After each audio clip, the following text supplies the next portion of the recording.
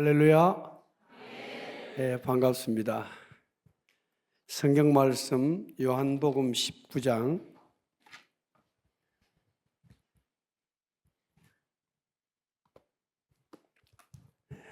요한복음 19장 23절로 27절까지 교독하겠습니다. 제가 23절, 여러분들이 24절 이렇게 해서 27절까지 보겠습니다.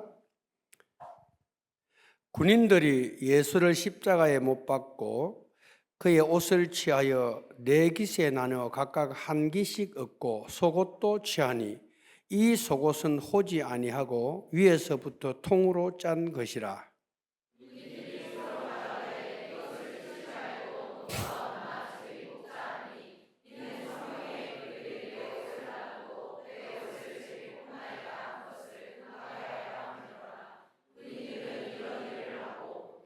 예수의 십자가 곁에는 그 어머니와 이모 글로바의 아내 마리아와 막달라 마리아가 섰는지라.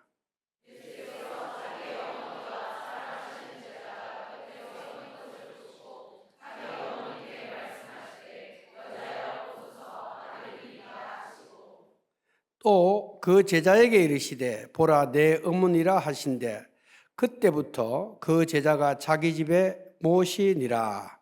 아멘.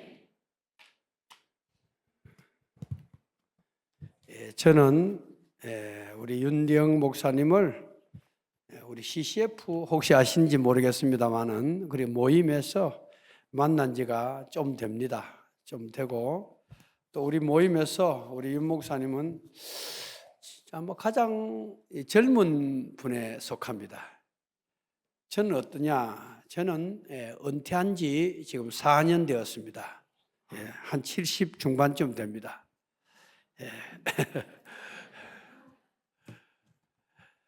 오늘은 요한이 받은 은혜 이런 제목으로 우리가 누구나 들으면 다 알 수 있고 또 알 뿐만 아니라 우리가 소망을 가질 수 있는 요한에 대한 이야기를 하려고 합니다. 여러분, 요한은 예수님의 12제자 가운데 특별하게 사랑을 받은 사람입니다. 베드로, 안드레, 야고보, 요한 이렇게 말하면 예수님께서 겟세마네 동산이나 변화산이나 또 특별한 일들이 있을 때 이 제자를 꼭 데리고 다니셨습니다.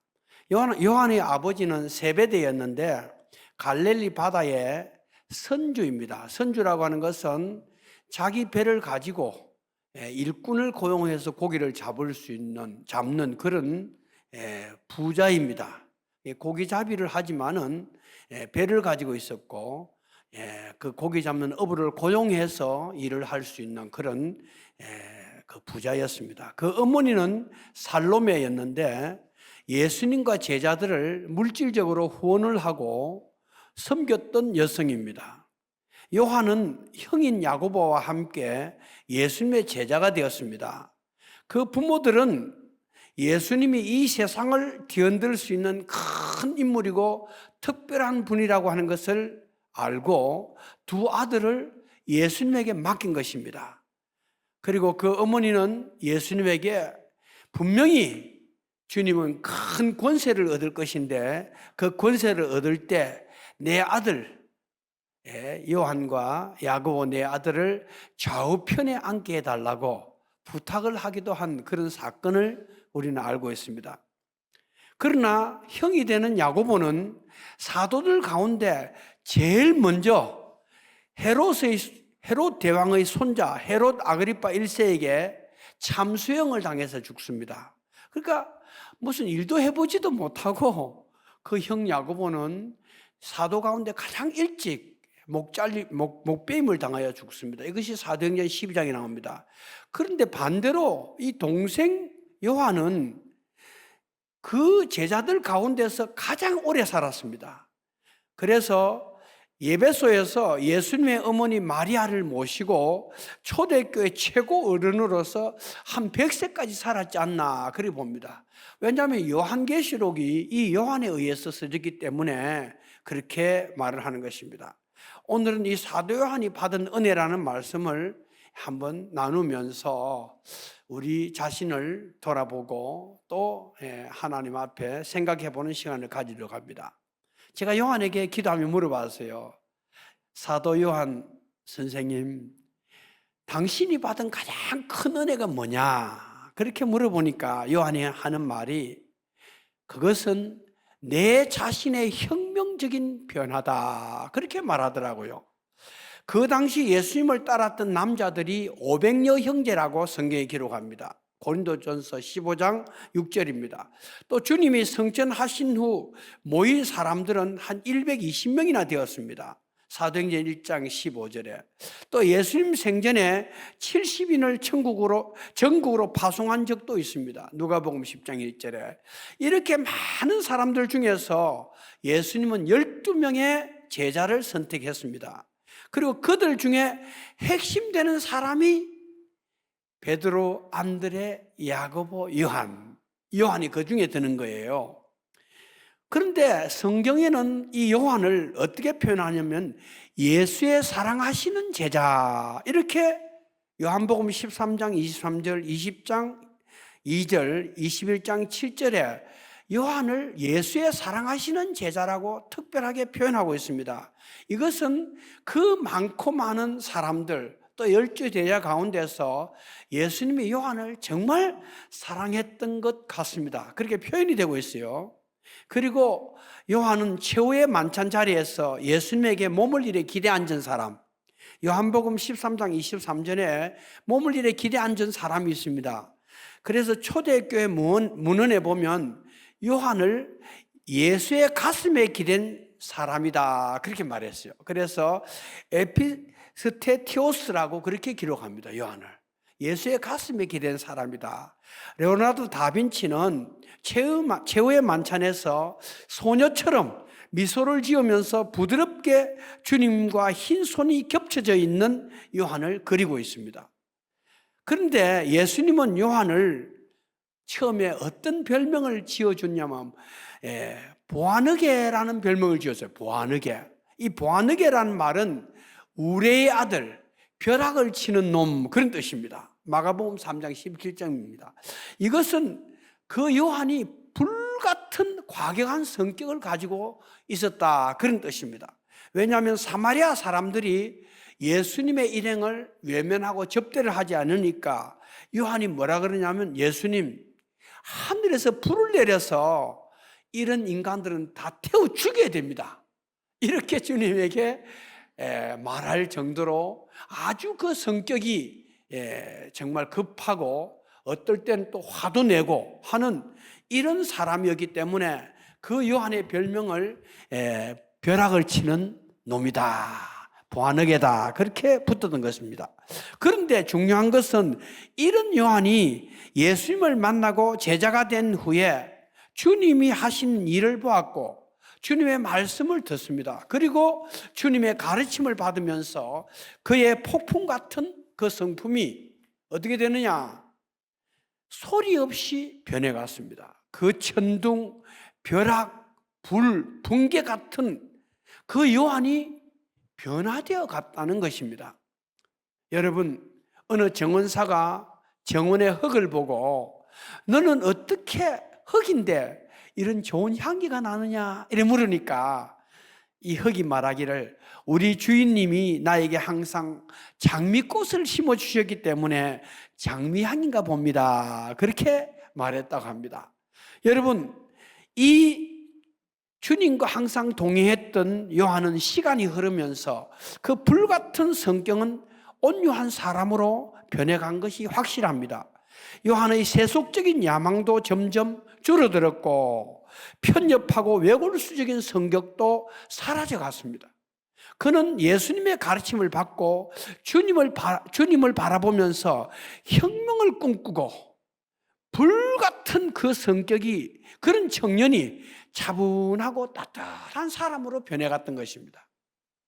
100년 전만 하더라도 일부 학자들은 요한 1, 2, 3서를 쓴 사람은 과연 사도 요한이 맞는 것일까 하고 이의를 제기했습니다. 왜냐하면 요한복음에서 요한은 야망으로 차 있고 화를 잘 내고 도량이 좁은 사람으로 나타나 있는데 요한 1, 2, 3서를 읽어보면은 사랑을 노래하고 있는데 그 요한 1, 2, 3서의 사랑이라는 말을 제가 한번 헤아려 보니까 57번이나 사랑이란 말이 나옵니다. 그 짧은 1, 2, 3서에 요한 1서 4장 7절에서 보면 사랑하는 자들아 우리가 서로 사랑하자. 사랑은 하나님께 속한 것이니 사랑하는 자마다 하나님께로 와서 하나님을 알고 사랑하지 않는 자는 하나님을 알지 못함이라. 뭐 이러면서 사랑에 대한 이야기를 쭉 하고 있단 말이야. 그러니까 100년 전만 하더라도 그 요한이, 그 성질이 급하고 더러운 요한이 과연 이런 요한 1, 2, 3서를 기록했을까 하는 의문을 제기했다는 것입니다. 여러분, 요한은 예수님을 만난 후에 변했던 것입니다. 벼락치는 사람에서 사랑을 노래하는 사람으로 놀랍게 변했던 것입니다. 체코의 종교개혁자 제롬은 사도 요한은 나이가 막 들어가지고, 여러분 나중에 요한이 밤모섬으로 귀양 가는데 밤모섬에서 돌아와가지고 그 에베소 교회에 있는데 기력이 아주 쇠해졌어요. 그런데 설교 시간에 또 금연 시간에 한 말씀 해달라 그러면 부축을 받아서 탁 앞에 나와가지고 딱 나와서 겨우 이래 딱 의지하고 서서 뭐라 그러냐, 교인들에게 자녀들아 서로 사랑하라 이렇게 권면했다는 거예요. 그런데 그 말이 별 말이 아닌데 그 자녀들아, 100세에 가까운 그 노인인 사도 요한이 기력이 없지만은 자녀들아 서로 사랑하라 그 말만 한번 해도 많은 은혜를 받았다 이렇게 기록을 하고 있습니다. 여러분, 그런 점에서 요한에게 당신이 받은 가장 큰 은혜가 뭐냐 하고 물었다면은 그 요한은 스스럼 없이 내가 이렇게 변한 것이다 이렇게 말했을 것입니다. 여러분, 변화라고 하는 것은 인간의 힘으로 이루어지지 않습니다. 사람이 좋은 것을 안다고 해서 그대로 되는 존재가 아닙니다. 사람이 별별 것을 다 만들어내지만은 자기 자신을 선하게 만드는 데 있어서는 실패하는 존재가 인간입니다. 여러분, 사람은 받아들이는 존재예요. 그래서 성경은 사람을 그릇이라고 말하지 않습니까? 그런데 그 그릇의 가치는 내용물에 의해서 결정됩니다. 밥이 담기면 밥그릇이 되고 물이 담기면 물그릇이 되고, 여러분 받아들이면은 그 이름이 달라져 가는 것입니다. 요한이, 베드로가, 나와 여러분이 어찌 보면은 거치고 투박하고 뭔가는 부족한 그런 그릇이요, 그런 사람인데 어쩌다가 주님을 믿고 성경을 배우고 때마다 눈을 감고 하나님의 이름을 부르면서 내 속에 선한 것이 담기고 진리가 담기고 은혜가 담기니까, 야, 니 진짜 예수에 걷다. 야, 니 진짜 우리하고 좀 다르네. 이런 말 하는데 그 사람들만 그런 게 아니라 스스로 생각해보면, 야, 내가 진짜 희한하다. 내가 이런 마음이 들다니 하고 자기의 변화를 자기가 느낄 수 있게 되는 것입니다. 왜냐하면 우리 속에 말씀이 있고 예수의 영이 있고 진리가 있고 주님이 계시기 때문에 우리는 주님의 사람이 되고 주님의 그릇이 되는 것입니다. 그래서 우리의 이름은 성도이고 또 교인인 것입니다. 여러분, 사도 요한은 예수님의 제자가 된 후에 그분을 따르고 받아들이면서 자신도 모르는 사이에 혁명적 변화가 서서히 일어났던 인물입니다. 우리는 사도 바울을 믿음의 사도, 베드로를 소망의 사도, 요한을 사랑의 사도라고 말합니다. 물론 다른 것도 많이 말했지만은 그 핵심적인 메시지를 그렇게 우리가 찾아보는 것입니다. 그런 점에서 요한은 오늘 우리에게 나 같은 사람이 이렇게 변화된 것은 주님의 전적인 은혜다 이렇게 말하고 있는 것입니다. 여러분, 우리는 어떨 때, 야, 내가 평생을, 제가 40년을 목회하고 춘천 그리스도교회 34년을 목회하고 은퇴를 했어요. 근데 어떻게 생각하면 너무 참, 야, 그런 고비를 어떻게 넘어왔나 생각 참 은혜인데, 또 어떨 때 보면, 야, 내가 이렇게 성경을 가르치고 평생을 목회했는데 나라는 존재가 이거밖에 안 되냐?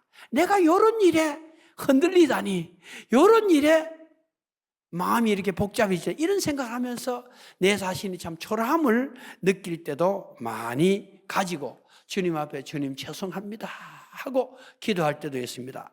그러나 한편 생각해 보면은 세상 사람들은 이런 생각 자체를 하지 않습니다. 내가 어땠어? 아주 자기는 뭐 괜찮은 거로 생각해요. 여러분, 이런 생각을 하고 이런 고민을 하고 이런 기도를 하는 것 자체가 나라는 존재가 많이 변화됐구나 하는 것을 보여주고 있는 것입니다. 여러분, 요한도 우리도 이 변화의 은혜를 받아야 됩니다. 무슨 뭐 다른 외적인 뭐 은혜가 많이 있겠지만은, 여러분, 병 걸렸다 병 났으면 또 병 걸리고 영원히 사는 게 아니에요. 그때만 감사하지만 또 아프고 그런 거예요. 그러면서 가는 거예요. 그래 보면 주님 오늘 나타나가지고, 야, 내가 무슨 은혜를 줄까? 이래 말하고, 주님 사도 요한처럼 사랑의 사람이 되게 해주십시오. 주님 온유한 사람이 되게 해주십시오. 나라는 존재가 변화되게 해주옵소서. 이게 도저히 안 되는데, 여러분, 우리의 성격이라고 하는 것도 아주 그냥 죄악성을 띤 성격이 있어요. 고쳐지지 않는 게 있어요. 이거는 뭐 기도를 수없이 하고 하나님 앞에 할렐루야 아멘 했는데 어떤 순간 딱 또 살아나는 거야. 그때 팍 하면서 이게 왜 이러냐, 이게 안 고쳐져요. 근데 그런 나를 주님이 사랑하시고 그런 나를 사용하시고 그런 나를 영원한 천국에 약속을 해주셔서 생각하면 막 눈물이 나는 거예요. 그렇지 않습니까? 그런 점에 있어서 여러분, 우리가 다른 사람에게 야, 변해야 된다. 학생 여러분, 청년 여러분, 변해야 된다. 우리 교회는 집사들이 변해야 된다. 뭐니 받아도 이 나이 많은 사람들이 꼰대가 돼가 말이야 변해야, 좀 집도 변하고 모임도 변한데 꼰대 소리야. 자꾸 우리는 변화에 대한 다 그렇게 이야기합니다. 근데 중요한 건 지는 자기가 변해야 돼. 오늘 목사님 설교 들어보니까 저 설교는 우리 남편인데 딱 맞겠네. 저거는 누구인데 맞겠네. 이러면 자기는 괜찮은 것처럼 생각한다고요. 그렇지 않습니까? 이게 여러분, 목사인 저도 그래요. 목사인 저도 그렇습니다. 그런 점에 있어서 우리는 우리 자신에게 진리를 적용시키고, 주님, 나는 구원받은 죄인입니다. 은혜를 입어서 주님의 백성이 되었고 집사가 되었고 장로가 되었고 목회자가 되었고 한 존재가 되었지만 주님 앞에는 여전히 초라한 죄인입니다. 내가 나이 70이 넘었는데 이제는 주님 앞에 7살 먹은 어린아이 같습니다. 나는 60인데 6살 먹은 어린아이 같습니다. 주님, 나는 3살백입니다. 이런 마음으로 우리는 주님 앞에 납작 엎드려야 됩니다. 할렐루야. 여러분, 어떻게 하면 변해요? 주님이 은혜를 주셔야 변하는 겁니다. 여러분, 좋아하면 변합니다. 좋아하면. 우리가 좋아하면은 닮습니다. 어떤 목사님이 조영기 목사를 좋아하고 막 계속 그 설교 테이프 듣고 옛날에 막 쫓아다니니까 몇십니까 하면 닮아가지고 닮더라고요. 좋아하면 닮습니다. 그래서 여러분, 우리가 진짜 주님을 좋아해야 됩니다. 주님을 좋아하고 주님을 가까이 하고 주님 생각하면 막 마음에 감동이 일어나고 막 그래야 되는 건데, 주님을 오늘 수요일이네. 교회 가야지. 주님 그동안 잘 계셨습니까? 교회 오니까 좀 은혜가 되고 주님이 계시는 것 같네. 그 지 마음대로 막 고아닌 고아로 돌아다니는 거야. 이게 아니다는 겁니다. 주님은 항상, 여러분, 산소가 우리 몸 안에 있고 몸 밖에 있는 것처럼 주님은 항상 영으로서 우리와 함께 계시고 말씀으로 우리 함께 계시는데, 우리 스스로 그냥 혼자 돌아치면서 내 이성과 경험과 욕망과 생각 그거 가지고 막 나를 운전해 가며 사는 것이 우리 모습이단 말이에요. 그런 점에서 우리는 여러분, 무슨 일을 하는 것보다 그것보다 더 중요한 것은 내가 변하는 것입니다. 우리는 생각하기를 내가 무슨 사역을 하고 막 일을 하고 막 세상에서 뭘 쌓고 출세를 하면 좋을 것 같은데, 하나님 보면 그 하나도 소용없어요. 하나님께서 야, 너 박사학위를 땄느냐? 너 돈을 뭐 얼마나 벌었느냐? 무슨 일을 이만큼 했느냐? 그걸 묻지 않습니다. 내 날아가는 존재가 하나님 앞에 서는 거예요. 내 존재가. 하나님의 목적은 나를 하나님의 사람으로 되게 하는 데 목적이 있습니다. 예수의 사람이 되고 정말 변한 주님의 향기 나는 존재가 되는 것입니다. 이게 여러분, 비슷비슷한 사람은 많지만 특별히 주님을 닮은 사람, 우리 선배 목사님 가운데 오래전에 세상을 떠난 키가 자그마한 목사님이 계셨어요. 그 목사님이 작은 예수란 별명이에요. 작은 예수. 그러면 되는 거야. 그러면 됐어. 저 목사님이 조만하고 이북에서 내려와가지고 다리를 쭉 저고 다니는데, 그분을 작은 예수란 별명을 가지고 살다가 돌아가셨어요. 그러면 된 거야. 뭐 신학 박사가 못 되고 교회를 몇천 명을 못 하고 이게 중요한 게 아니에요. 그건 주시면 하는 거지만은 정말 우리가 어떤 이름으로 하나님 앞에 갈 것인가 하는 것입니다. 그런 점에서 우리는 사도 요한에 받은 가장 큰 은혜는 바로 자신의 혁명적 변화였다. 불같은 사람이 그렇게 온화한 사람으로 변화됐다고 하는 사실에 주목하는 것입니다. 여러분, 그 다음에 요한의 두 번째 받은 은혜가 뭐냐? 믿고 맡겨주신 거. 여러분, 예수님이 붙잡혀 가실 때 베드로는 멀리 떨어져 그 뒤를 따르고 있었습니다.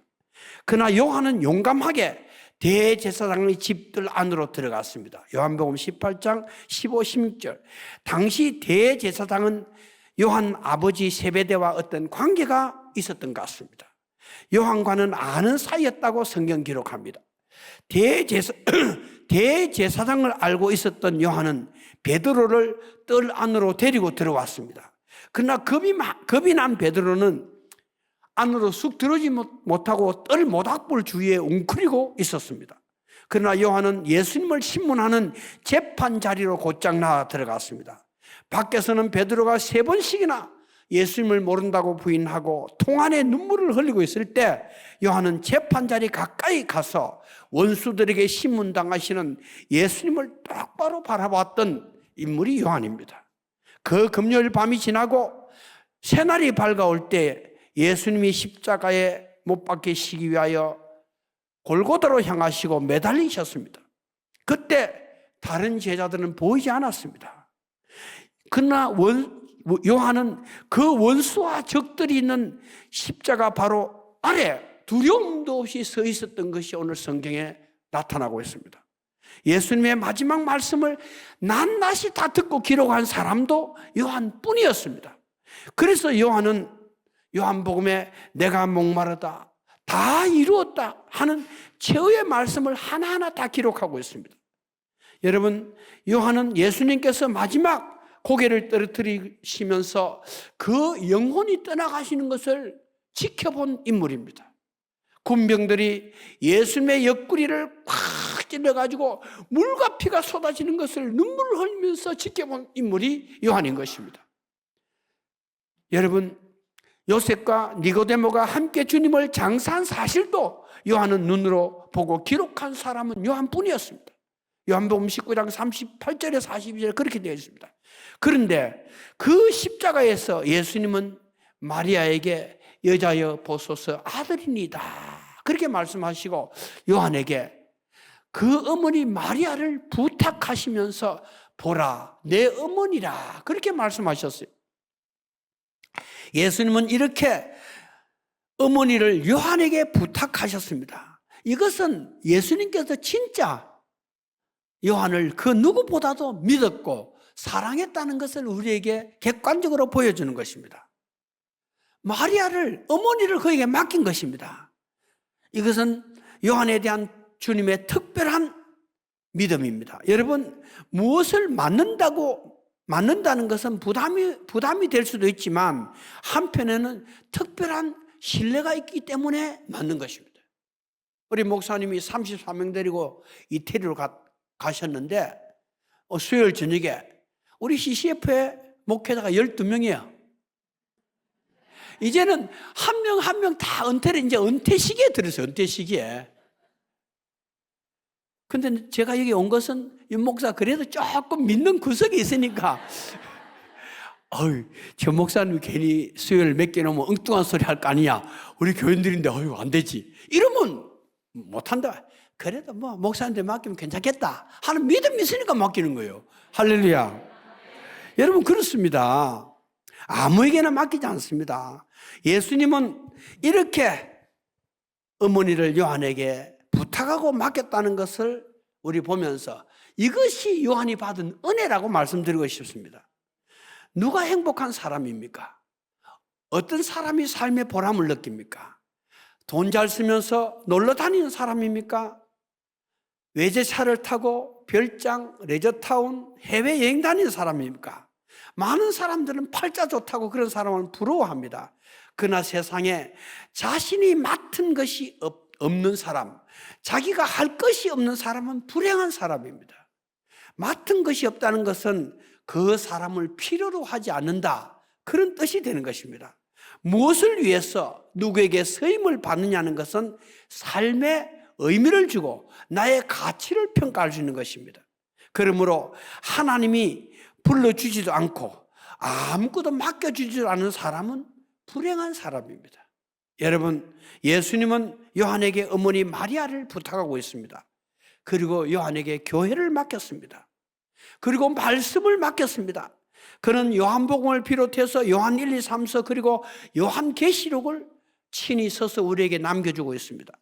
그는 밤모섬에 유배를 갔을 때 로마의 엄청난 박해와 고난 속에서 교회의 최후의 승리를 할 것을, 그리고 그 고난 속에서 승리는 교회와 성도들에 있다는 것을 환상으로 보고 여러분 기록한 것이 요한계시록입니다. 이렇게 하나님은 그에게 많은 것을 맡겨주었습니다. 저는 이것을 그에게 그가 받은 큰 은혜라고 말씀드리고 싶습니다. 여러분들이 무엇을 맡고 있습니까? 무엇을 맡고 있습니까? 크지 않지만은 긴 세월 동안 이 교회는 내 교회다, 주님이 맡기셨다, 이런 마음이 있어야 돼요. 여러분, 교회라고 하는 것은 사실은 내 교회, 내 목자, 내 말씀이 있어야 돼요. 오늘날 그런 거 없는 사람 많아요. 어느 날 여 갔다가 저 갔다가 여 앉았다 저 앉았다. 그 사람이 눈을 감아도 누가 장례식도 치러줄 사람이 없는 그런 사람도 있어요. 왜 그렇게 신앙생활하고 예수를 믿습니까? 무슨 건달 같기도 하고 나그네 같기도 하고 떠내기 같기도 하고 이런 교인도 있어요. 누가 이렇게 탁 차면 왜 그러십니까 목사님? 이 교회는 내 교회입니다. 이런 마음을 가져야지. 어디 수만 틀려봐라. 이거 천천히 교회가 300개 400개가 되는데 뭐 있다, 이런 사람도 있어요. 그렇죠. 그러나 어떻게 하는 것은 자유지만은 자기 자신의 정체성에 문제가 있는 것입니다. 여러분, 이 사도 요한은 주님께서 은혜를 주셨는데 맡겨주는 은혜를 받았습니다. 우리는 하나님 앞에서 작거나 크거나 맡은 것이 있다고 하는 것은 큰 은혜다, 이렇게 생각해야 돼요. 이렇게 하면 안 돼요. 나에게, 이 부족한 나에게 어린이들을 맡겼다니. 주님, 가르치면 여러분 가르치는 것이 배우는 거예요. 제가 왜 이렇게, 제가 생각하면 제가 좀 훌륭하게 됐는데 왜냐? 목사가 돼서 이렇게 훌륭하게 되는 거예요. 제가 목회자가 안 됐으면 책을 보고 기도하고 하는 시간을 그만큼 많이 가졌겠어요? 안 가져요. 다니면서 사업도 하고 사람도 만나고 돌아치고 했을 건데 이 목회자는 이름을 딱 맡겨주시니까 목요일만 되면 다 주일 설교 준비한다고, 내가 주일 설교 한 편은 진짜 열심히 해서 잘해야지 하고 다 쳐가지고, 그러면서 평생을 지나다 보니까 이게 책도 봐야죠, 기도도 해야죠, 묵상도 해야죠, 다른 사람 설교도 들어봐야 되죠. 이것이 뭐 신학적으로 맞는지 안 맞는지 평가도 해봐요. 이러다 보니까 여러분, 그 목사라고 하는 이름이 나를 만들어주는 거예요. 만들어주는 거. 교인이라는 이름이 여러분들을 만들어 줄 수 있는 거예요. 그렇지 않습니까? 아이고, 내가 그래도 교인인데, 내가 수요일날 예배 참석하는 신자인데, 사탄아 물러가라. 이렇게 할 수 있다는 거예요. 그래서 이 맡겨주는 것이 큰 은혜고 맡은 것이 큰 은혜다. 요한은 그런 은혜를 맡았다. 이런 것입니다. 요한이 받은 마지막 은혜가 뭐냐? 마무리하는 은혜를 받았습니다. 교회사의 아버지라 불리는 유사비우스는 사도 요한이 AD 60년 중후반 마리아를 예루살렘에 모시고 살다가 바울의 전도로 소아시아에 복음이 전해지고 에베소 교회를 목회하고 있던 디모데의 초청을 받아서 마리아를 모시고 에베소로 갔다고 기록합니다. 근데 디모데가 5월 아데미 여신 축제 때 모여서 열광하는 군중들을 향하여 하나님 말씀을 선포하다가 돌에 맞아 순교를 당하고 사도 요한이 디모데의 뒤를 이어서 에베소 교회를 목회하게 되었다고 그렇게 기록합니다. 그 후 황제 숭배를 거부한 요한은 유배를 가게 되는데 그 유배 간 곳이 바로 밤모섬입니다. 밤모섬은 에게해의 예루살렘으로 불리는 거룩한 섬인데 남북이 16km, 동서가 10km, 굴곡진 해안에 둘레는 60km, 면적은 우리나라 인천공항이 있는 영종도 크기입니다. 이곳에 현재 2600명의 주민들이 살고 있습니다. 그 옛날 로마 황제는 이 섬에 기독교인들을 유배 보내는데 한 번 들어가면 나올 수 없는, 살아나오지 못하는 섬이었습니다. 섬 전체는 돌로서 이루어져 있는데 제수들은 바위를 깨어서 돌을 만드는 채석장으로 활용을 했다고 합니다. 예수님의 제자 중 유일하게 순교하지 않는 사도 요한은 도메시안 황제 때 95년경 이 섬에 유배를 와서 3년간 있다가 황제가 죽고 난 다음에 기독교의 탄압이 완화된 후에 석방이 되어서 에베소 돌아왔다. 이렇게 역사가들은 이야기합니다. 여러분, 야고보와 요한이 형제인데 야고보는 사도들 가운데 제일 일찍 헤롯에게 참수되어 죽습니다. 근데 요한은 그 험한 밤모섬에 유배를 가서도 살아서 돌아온 인물입니다. 그리고 에베소에 돌아와서 교회를 돌보다가 세상을 떠나고, 그리고 그때 기록한 성경이 요한복음과 요한 1, 2, 3, 4, 요한계시록입니다. 총 5권입니다. 이 요한계시록은 로마 황제 박해 아래에서 죽음의 위협을 당하면서 어려운 교회들을 향해서 최후의 승리는 교회에 있고 성도들에게 있다고 말씀하고 있는 것입니다. 결국 그 말씀대로 로마는 무너지고 망했지만 박해받던 교회는 온 세상에 퍼지고 요한의 그 영적 삶을 보여주고 우리가 이렇게 또 나누고 있는 것입니다. 이렇게 보면은 요한의 형 야고보는 40대 순교했는데 요한은 그 배가 넘는 100세 가까운 나이에 세월을 살았다는 것입니다. 요한도 그 환난의 시대를 벗어나 주님 앞으로 가기를 소원했지만 하나님은 그를 최후의 사도로 살려두셔서 모든 것을 눈으로 보고 목격하는 증인으로 삼으신 것입니다. 여러분, 모든 사람들이 집으로 다 돌아가고 나면 누군가는 불을 끄고 문을 잠그고 집으로 가지 않습니까? 에어컨이 꺼졌는지, 제대로 앰프가 꺼졌는지, 그런 일을 하는 사람이 꼭 있습니다. 요한은 초대교회라고 하는 한 시대의 증인으로서 사도들의 시대를 마무리하고 인류의 미래를 환상으로 보고 기록하고 주님 앞으로 간 인물입니다. 이것은 사람들이 예수님이 살아 계실 때부터 그를 주님의 사랑하는 제자로 불렀는데 정말 그는 주님과 사도들을 대신하여 마지막을 다 정리하고 주님 나라로 갔습니다. 우리는 아이고 내가 왜 이 꼴 저 꼴 다 보고 살아야 하나? 왜 내가 이 모든 것의 마지막을 다 처리하고 정리해야 하나고 불평해서는 안 됩니다. 이것은 하나님이 그 사람 믿을만 하기 때문에 하나님께서 모든 것을 다 마무리하고 마지막 청소를 하고 문을 딱 잠그고 너는 내 앞으로 오라는 것입니다. 사도 요한이 죽은 후 초대교회 역사는 속사도 시대로, 사도 시대가 딱 끝나는 거예요. 그리고 속사도 시대로 끝나는 것입니다. 이 시대가 또 100년 가는 것이죠. 사도 요한은 폴리갑이라고 하는 위대한 직계 제자를 남기고 세상을 떠났죠. 폴리갑 이야기 여러분 들어보셨을 겁니다. 여러분, 주님이 나를 믿어주신다는 증거는 지금 나를 살려두신 것에서 발견할 수 있습니다. 우리가 지금 살아있지 않습니까? 당연히 살아있는 게 아니에요. 지금 저 나이에 죽은 사람도 많고, 오늘도 여러분, 어떨 때는 9시 뉴스를 내가 왜 듣나 할 때가 있어요. 뭐 죽이고 살리고 뭐 나쁜 것만 잔뜩 이야기하잖아요. 보면요, 야, 얼마나 험한 일과 험한 가운데 사람이 죽고 막 매일매일 일어나고 있어요. 근데 우리는 그런 어떤, 어찌 보면 칼날이 번뜩이고 화살이 나르고 불이 타오르는 그런 세상에 40년, 50년, 60년, 70년 까딱없이 살아가 주일마다 예배 드리고 말이지, 막 동서남북 다 휘젓고 다니고 할 일 다 하고 이래 살아가는 거예요. 하나님 살려주신 거예요. 할렐루야. 그리고 시편에 보면 다윗이 그런 게, 하나님 나를 중년에 데려가지 마시옵소서. 다윗이 그런 기도를 해요. 왜냐하면 워낙 환난이 많으니까. 죽어버리면 뭐 소용이 없죠. 아니, 주님 앞에 좀 상 받을 일을 좀 하고 가야지 그것만 달랑 받아서 가면 되겠습니까? 그런데 사도 요한은 끝까지 마지막 문을 탁 잠궈 마지막 정리를 하고 올 수 있도록 그랬습니다.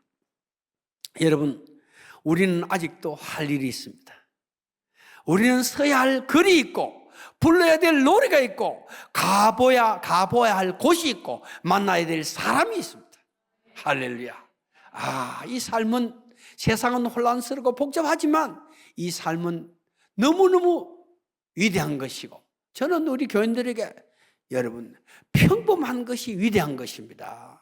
내가 오늘 살아있음을 감사하고 평범한 삶에 하나님 주시는 은혜를 체험해야 됩니다. 특별한 거 요구하지 마십시오.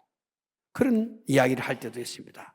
여러분, 우리가 이 사명을 나름대로 잘 감당하고 이것이 끝나면 우리는 불을 끄고 문을 잠그고 나의 시대를 마무리하고 하나님 앞으로 갈 것입니다. 이것이 은혜입니다. 그래서 하나님 살려주신 한동안에서는 열심히 은혜롭게 살아야 되는 것입니다. 할렐루야. 천주전국 시대에 제 나라에 맹상군이라는 사람이 정성을 지내는데 부귀와 영화를 한 몸에 지녔던 사람입니다. 그 집에는 식객들이 많이 모여들어서 그들을 먹이고 입히고 재워주었는데, 그 중에 맹상군의 부인을 사모한다는 자가 있다고 누가 말을 해줬어요. 그러면서 감히 얻어먹는 주제에 건방진 놈이니까 저런 놈은 죽여야 된다고, 그렇게 맹상군에게 누가 이야기를 하는 거야. 그러니까 맹상군이, 사람이 좋아하거나 사모하는 것은 있을 수 있는 일이니까 절대로 입 밖에 내지 마라, 그렇게 말을 한 후 1년이라는 시간이 지났는데, 맹상군이 자기 부인을 사모했다는 사람을 딱 불렀어요. 그 사람 불러가지고, 그대가 우리 집에 있은 지가 제법 되었는데 그대가 할 만한 자리나 일이 나타나지 않아서 배려해 주지 못해서 미안하다고. 그런데 이웃 제 나라에서 사람이 꼭 필요하다고 그래서 내가 당신을 추천했는데 제 나라에 가서 이런 사람을 만나시오 하고 이 사람을 위나라로, 제 나라가 위나라로 보냈어요. 근데 이 사람이 위나라 가가지고 위나라에 큰 인물이 됐어요. 그래가지고 바로 왕을 모시는 그런 아주 최상의 자리까지 올라갔습니다. 그런 중에 이 위나라하고 제 나라가 사이가 좋지 않아졌어요. 그래가지고 이 사람이 있는 위나라가 제 나라를 침략하려고 딱 준비를 하는 거예요. 그때 이 사람이 왕 앞으로 나갔습니다. 왕 앞으로 나가가지고, 제가 알기는 제 나라와 위나라는 서로 침략하지 않기로 맹세한 사이가 아닙니까? 지금 작은 감정으로 제 나라를 공격하고 침략하는 것은 약속을 어기고 그 나라의 왕과 맹상군을 속이는 일입니다. 부디 전하 제 나라에 대한 감정을 푸시고 제 말을 꼭 들어주십시오. 만약 제 말을 들어주지 않으신다면 제가 잘 모시지 못해서 이런 일이 일어난 것으로 생각하고 제 목을 쳐서 제 피를 전하여 옥기스에 뿌리겠습니다 하고 딱 말하는 거예요. 이 말을 딱 듣고 위나라 왕은 마음이 상 녹았어요. 그리고 전쟁을 포기했습니다. 이 말을 들은 맹상군은 과연 훌륭하다. 화를 바꾸어 공으로 만들었구나. 그렇게 말했다고 합니다. 여러분, 세상 사람도 은혜를 입으면 이렇게 은혜가 나타나는 거예요. 나타나는 거. 무슨 인간도 은혜를 입으면 그 은혜를 갚거나 나타나는 거야. 여러분, 우리가 오늘 이 자리에 있는 거 어찌 보면 평범한 일이지만 또 어떻게 보면 진짜 이거 기가 막힌 일이 아닐 수 없습니다. 우리 지금 할 게 많고 볼 게 많고 뭐 많잖아요. 그래도 우리는 오직 주님, 오직 교회, 오직 진리, 오직 생명, 오직 하나님의 영광을 위해서 난 노래하고 공부하고 일하고 이것을 가로막는다면 모든 것은 나와 관계없다. 이런 아주 절대적인 어떤 신앙적 가치를 가지고 오늘 이 자리에 오신 거단 말이에요. 이건 여러분 은혜를 우리가 많이 받은 거예요. 뭐가 번쩍번쩍해서 은혜 받는 게 아니야. 우리의 삶 자체가 하나님께서 우리에게 큰 은혜를 주셔가지고 우리는 주님께서 주신 수완을 다 살다가 주님 만나러 가겠지만 그러나 지금 만약 우리가 잘못된다 하더라도 눈을 딱 뜨면 예수님 얼굴을 딱 볼 수 있는 사람들이에요. 그렇게 생각하면 감사하기 그지없는 거야. 우리는 소망이 있지 않습니까? 소망이. 세상은 뭐 너무너무 혼란스럽고 복잡하고 막 인간들이 뭐 이상하게 돌아간다고. 그래도 우리는 소망을 가지고 그들을 향해서 복음을 전하고 생명을 전하고 삶이 그렇게 해서는 안 된다고 하는 것을 우리가 보여주기 위해서 몸부리며 사는 거. 이게 큰 은혜 받은 증거예요. 할렐루야.